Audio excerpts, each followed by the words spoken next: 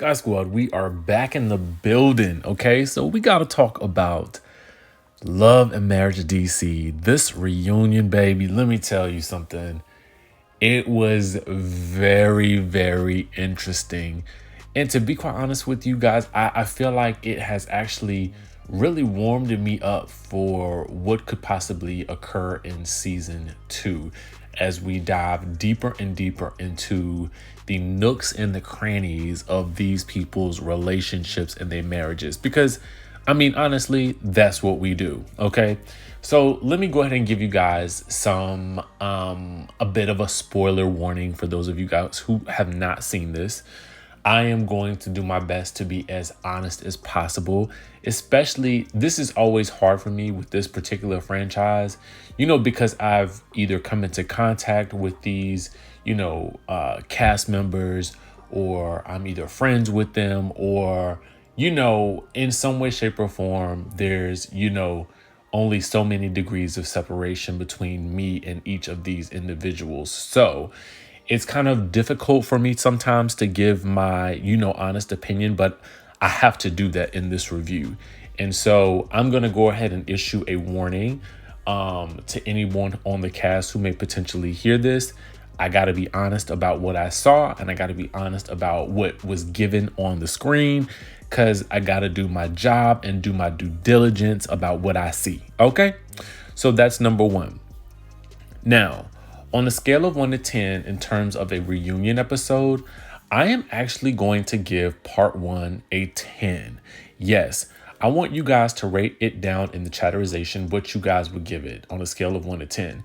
And I say that because I felt like last night we were getting flourishes of deeper conversations, specifically around things that were said on social media that impacted the cast as they were watching the show.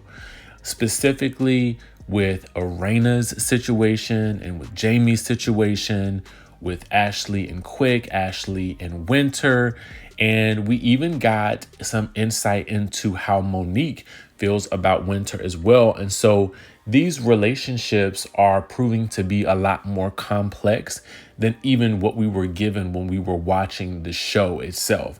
So to me, I felt like the reunion is really a primer for season 2 and where this franchise can go. But my hope is that, based on what I'm seeing, is that I hope that the cast doesn't become so fractured with Winter, because to be quite honest with you, and I don't know how they feel about it, but I do intend to ask, Winter's star is rising on this show, and I feel like she is someone to watch out for. She is reality TV gold. That's not to say that the other cast members are not. That is really mainly to say that as a friend of the show, as she proved with her fan, she made quite an impact on this show. And it is because reality TV shows thrive off of drama. And you just gotta admit that. Whether you want to say, we want to see only positive representations of, Black people and Black couples. Yes, that is true. But at the same time, when you compare Love and Marriage Huntsville and Real Housewives of Atlanta, these shows have become so popular because they thrive off of the drama that's inherent in the relationships. Now, with Love and Marriage Huntsville, it's even more so because it not only involves the women, but it also involves the men in a very unique way. And in this particular episode of this reunion, the men definitely became a lot more interesting in terms of their reactions to not only their wives, but also to others. So that is why I give this a 10 out of 10. And Carlos asked all the questions that he needed to ask. Okay, so that's to start things off. Now, I want to go ahead and give you guys some of my thoughts about, the reunion set, the setup, the preamble, all that good stuff. I love seeing a reunion like pre-glam. Like, I love seeing them getting ready for their glam. I love to see them, in the back dressing room. To be honest with you, if I were a reality TV show producer, I would do a special that really simply focused on the preparation for a reunion. And whether or not they do this maybe like as a digital extra, I would give the fans as much of the show as possible in any way, shape, or form that I could. And I know that there are a lot of other people who probably feel the same way. So Carlos, anybody out there, if you're listening, give us something that nobody else has given us on, any of these other reality shows. And that is like maybe a 30-minute to 45-minute, or heck, a whole episode of pre-show glam, getting ready, what it takes, what goes into it, what is everybody's thoughts leading up to it. Because the little 30-second monologue, I think, not monologue, but the 30 seconds of, footage that we got, honestly, it was just enough to whet my appetite. And it's sometimes, I think, just as equally good as the show itself. So there's that. I also love how everybody looked. I love the color palette for this particular reunion. I thought that it seemed as though it was really, the focus was on the ladies with the primary colors. And I loved that the backdrop was very simple. It was elegant. The spacing in between the columns and the way everybody was seated was done spectacularly well. Even though I felt like the reunion set itself was simple, but I felt like it didn't need a whole lot of things going on, because I felt really like the people in their clothing and their wardrobe took center stage. And I just have to say that I absolutely loved, of course, Monique's gown, because it was a Raleigh Knox couture gown and she knocked it out of the park. It was simple, it was blingy, it was clean. She did the right things with, the updo with the hair. I thought Chris looked very well. I felt like every man complimented their wife, and I don't know if how they planned that. I know a little bit of how that's planned, but I just think that they did a good job with that. So I wanted to get that off right off the bat. And I'm in love with Arena's yellow dress. It was something about that dress. It was so uniquely made. I felt like Ashley's green was definitely on the money for her, because I'm not usually a fan of green, but I really, really was digging this green on her for some reason. I felt like the color was spectacular. And if I could take anybody's blazer, I would take Jamie's right off of him. Okay, that blazer to me was everything. But Carlos's suit took the cake hands down for the men. Okay, and that's all I got to say about that. So let's dive into the actual specifics that dealt with this reunion. And here is where things are going to get a little dicey, because again, I'm going to have to give my opinions, and that's just what it is. So one of the first things that I noticed was that Monique was really intent on sort of clarifying the nature of her friendship with Winter, and about how Winter on the show, or at least maybe on social media, I'm not sure, made it seem as though they were actually closer than what they were. According to Monique, she only hears from Winter when it's about contracts or when Winter has questions. Winter, from Monique's perspective, doesn't seem to be the type of friend that reaches out, but Monique finds herself to be the person who is doing most of the reaching out in that relationship. So I'm wondering if this is something that Winter is aware of, or aware about how Monique feels about it, because that is definitely, an opportunity to perhaps modify that so that the relationship doesn't seem so one-sided, because I can understand that perspective. And then when you do feel like you're calling the person and you're feeling like, well, I'm not getting that reciprocated, it's kind of like a slap in the face a little bit, especially if Monique was the person that introduced her to this show. So anyway, I digress about that. Carlos addresses whether the cast is bothered by a friend of the show causing so much conversation. And that's very interesting to me, because from the chatter that I have seen with regards to when we're recapping the show, it does seem like a lot of people are interested in Winter, and they have felt as though Winter is one of the stars of the show. in addition to the main cast and should have been cast as a main character. And I would honestly have to say that I agree. So we first start off with Monique and Chris, obviously, because, the show was pretty much headlined with Monique from the Real Housewives of Potomac is now starring on her own show. And Monique, I think, faced a lot of criticism for, being very direct with her wants, her needs, to the point where I think that a lot of the fans felt maybe that she was being nagging and, Chris is a good man and, well, she should just leave him alone and let him be. And while I think that it is true that Chris is a good man, I also think, and without divulging any of my own conversations with Monique, really just going based on what we've seen on the show, I know that the speech that she gave, I thought was honestly, it was very phenomenal woman. Okay. It was very Maya Angelou, and I thought it was so poignant, and it's something that hadn't even occurred to me, that for a Black woman, it is sometimes only when she's in tears that she is taken seriously, listened to. And we actually saw that happen with Garcelle on the Real Housewives of Beverly Hills last season. It wasn't until Garcelle nearly broke down into tears out of frustration that the girls on the show finally got what her experience felt like being on the outside. And so as Monique was saying that, when I thought about it in relation to, Black men and also other Black women, I had to honestly admit that, she's right. She's right. Now, what I did like that Monique said was that she said her delivery could have been better, because her delivery, at times I was like, ooh, Monique, I wanted to text or call and be like, girl, your delivery, you was very militant with that.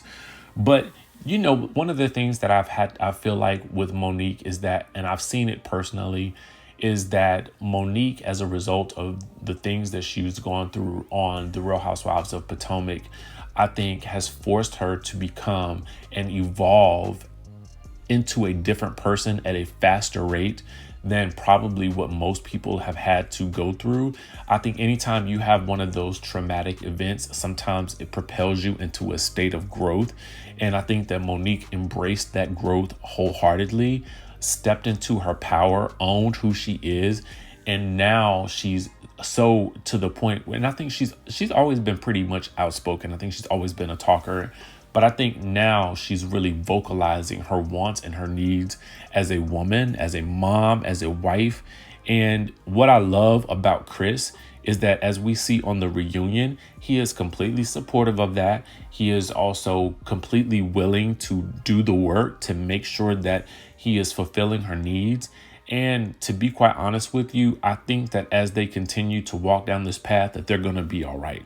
I don't see like red flags with them, because I kind of just feel like, he seems so open and just so enamored by her. And you can tell that he sees that he is with a strong Black woman. And I just honestly, I feel like, the issues are settled. And one of the things that he said is, you're not going to see these same issues come season 2. Okay, boom. I like that kind of talk, Chris. Keep talking that talk.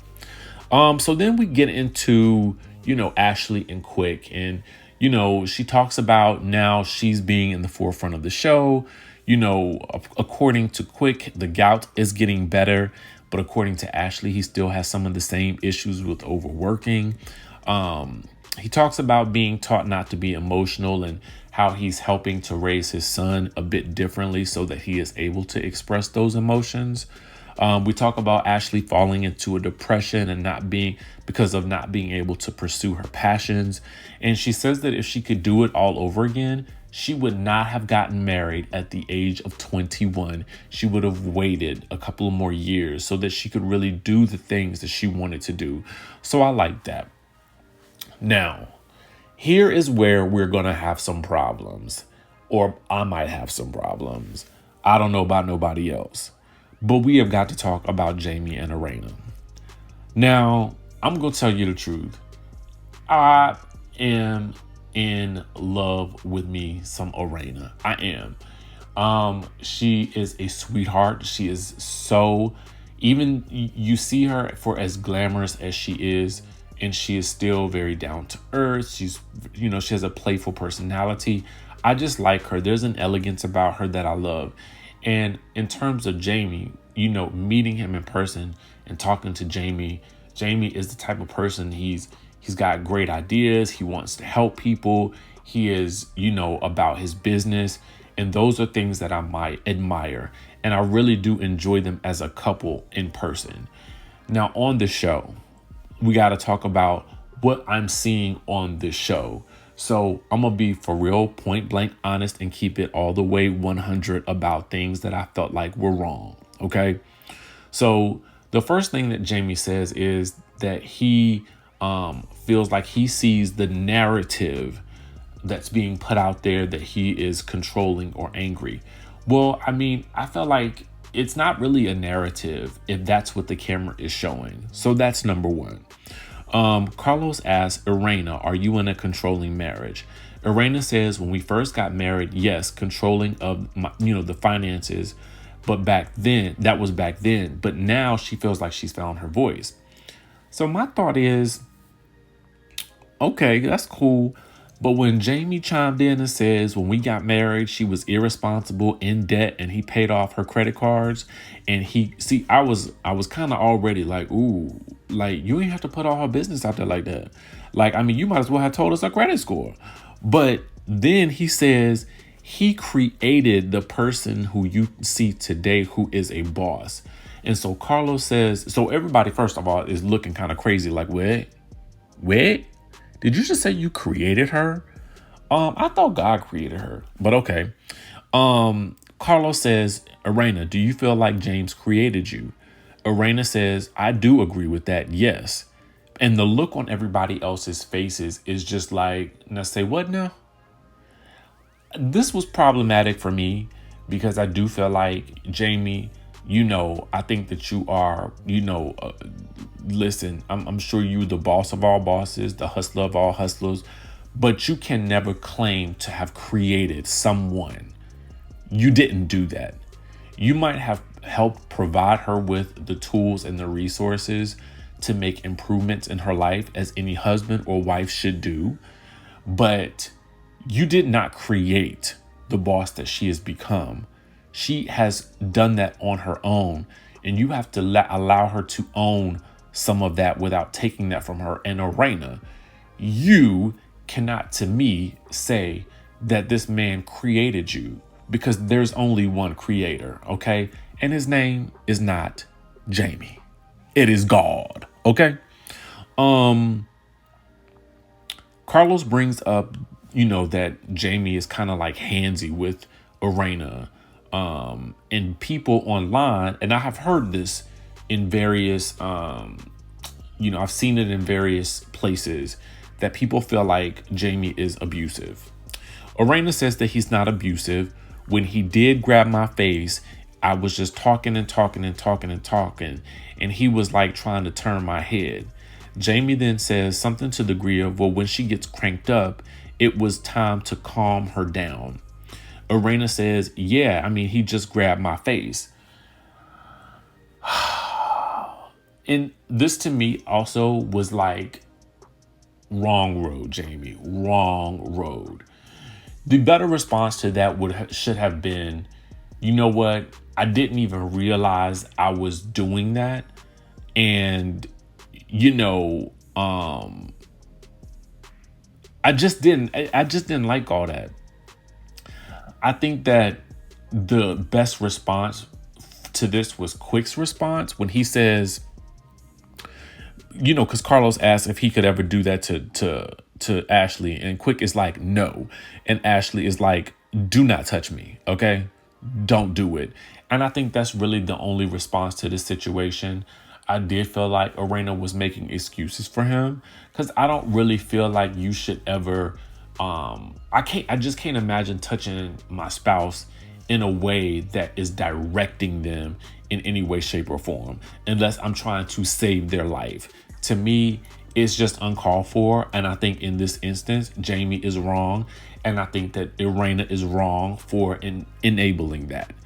Period. It falls into the space of him being very controlling. And I think that I don't think she realizes that she is at times being controlled. So, and again, I told you guys I was going to give it to you straight.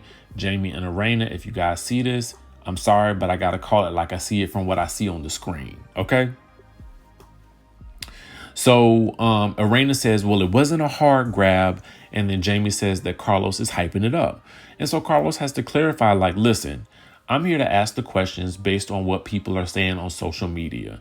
Your whole point in sitting here is to defend your actions from what people are saying. Okay. So we get into, why Jamie was upset about Irena talking about issues in their marriage. And he's like, I don't want to talk about past issues, which is something I can also understand as well. Now, apparently, she had admitted to communicating with other men in the past. And I do remember those episodes. And he says he saw 3 inappropriate conversations, and one was with a guy he knew. And then she reminds everybody, well, the reason I was talking to those guys is because you was out in the streets and not answering your phone. Okay. So we get into the conversation with them at the investment property.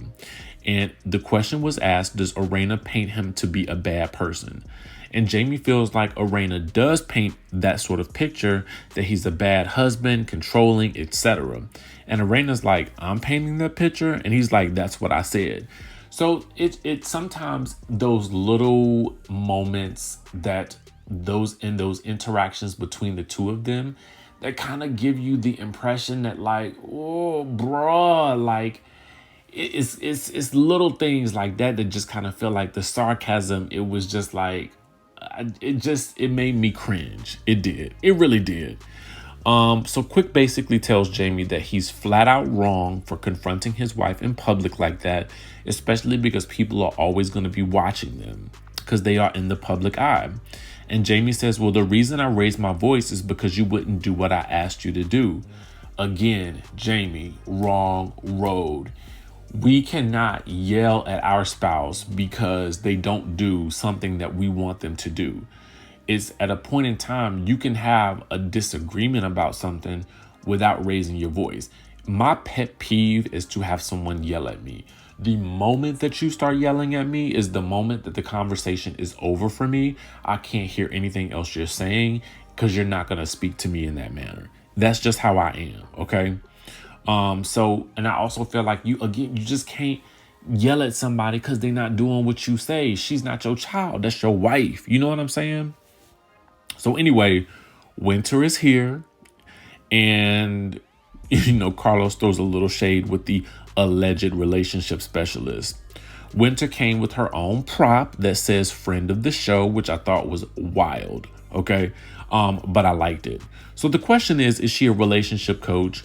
And there's some real, nobody kind of really knows when that transition happened from relationship coach to minister. She did mention to me in my interview with her that she was a relationship coach, but now she is a minister, and she kind of reiterated that tonight. Monique, there's some tension between Monique and Winter, but I think more of that will be addressed next week. Ashley thinks Winter is a hypocrite, and Ashley too has her own props in the forms of cue cards that read aggressive Ashley. Okay. And so we get into a Twitter battle over whether or not Winter is a relationship coach or not. And then there's an intense conversation about pizza being delivered. It was very strange to me. Winter goes into why she called Irena and Ashley the gutter Barbies. She says that it's pretty women who aim low. I like that term. Now, I ain't saying those ladies are gutter Barbies, but I just like the term. You know what I'm saying? Two things. Both Ashley and Winter are very quick. Ashley and Winter are both natural readers, and the two of them make for very formidable foes. And I kind of like it, okay? And I hate to say it. Sorry, y'all, but I kind of like it. You know what I'm saying? Because it's new, it's fresh, it's a different type of beef. And these are two different types of personalities. And so when they go at it with each other, it's fascinating to me. So anyway, apparently Ashley revealed that Kevin is a cheater with 2 outside children. Okay, so that was some tea that was dropped. There's some discrepancy about what and why Winter told Monique about her conversations with Orena and Ashley after Monique got back from Africa. So there's a discrepancy about why she told her that, and if she was, trying to gain sympathy, or if she was, venting or telling Monique to be messy, and if she even told Monique the truth. Monique feels like Winter exaggerated the story. So then we get into the biggest thing about that we get into with Winter is whether or not, she knew anything about Quick or Jamie cheating on Ashley and Orena. Okay. Carlos asks, well, what do you know? And Winter says, well, I'm not going to bring it up because that's a new level of low. Here is my thought about that. If you feel like you know something about somebody who is cheating on their spouse and you bring it up, you need to be able to back it up with the receipts, or you need to let it go, leave it alone, and never mention it again. I firmly believe that. So unless you are about to break out some receipts from your pocketbook, then I suggest you leave it alone. Because otherwise, it makes you look like you're just making up something. You know what I'm saying? So my preference is, but I also to understand that you don't want to make it a situation where it becomes so contentious on this show that you can never come back from it. And I think if she had released the receipts, she would have never been able to come back from it. But I also think that I don't know if it's the best card to play to say, well, I know something, but I'm not telling you, because now people's imagination runs wild. It's kind of like that whole dark comment on Real Housewives of Beverly Hills. If you're not going to tell me what was dark that was said, then don't say it. So I kind of feel like that. Unless you're going to spill the tea, don't say it. Don't even tell me that you got some tea to serve. Okay. But things really start to get heated between Ashley and Winter. And there is reference to some other toothless man who I don't know who they're talking about. I don't know if it's someone that Winter is dating. I don't know if that was Kevin. My assumption is that there was someone who Winter has been either with, hangs out with, or something like that, who may or may not be toothless, who is feeding her information about Quick and Ashley. But I'm not quite sure because I could not understand because everybody was yelling over top of each other, even to the point where Quick was getting rowdy. And Chris Samuels had to kind of tell Quick, like, yo, bro, like, tone it down. You talking to a lady. Now, I feel kind of two ways about this whole situation. I feel like, one, Chris was right to tell him to do that. And Chris kind of understands this game a little bit better because he's also been on the Real Housewives of Potomac. And he's had people come at him about his marriage. So he understands. But I think what Chris also knows is that that's a lose-lose situation for the dude. Because anytime you start screaming or yelling obscenities at a woman, even though you're not specifically talking about her, because I think he did clarify that he wasn't speaking about her, but the toothless man, I believe, or at least the man who is allegedly toothless. I don't know who this toothless person is, or even if he really is toothless. Does he have a tooth, any tooth? Like, is all the teeth gone? Like, what is going on with that? So I'm trying to figure out who that is. But then they start screaming for, Winter to call the said toothless man. And I'm thinking to myself, can we please call him? But who are we calling? Are we calling Tyrone from Philly? Like, who is the toothless person? But I think Tyrone from Philly got teeth. So I just don't know. Can somebody let me know in the chatterization, in the chatter box, who is the toothless man that needs to be called? But let me tell y'all something. I'm going to find out who toothless is, or who is allegedly toothless, because I'm going to talk to a cast member or two this week. So we're going to ask questions about who is toothless and who is not, and who is the person that they were referring to make these telephone calls to. But anyway, That's my review for Love and Marriage DC, the reunion part 1. Let me tell you guys, it was lit. It was so lit. It was so lit. I loved it. But anyway, that's all I got for y'all for right now. Make sure you guys hit that notification button, hit the subscribe button, and I will catch you in the next video.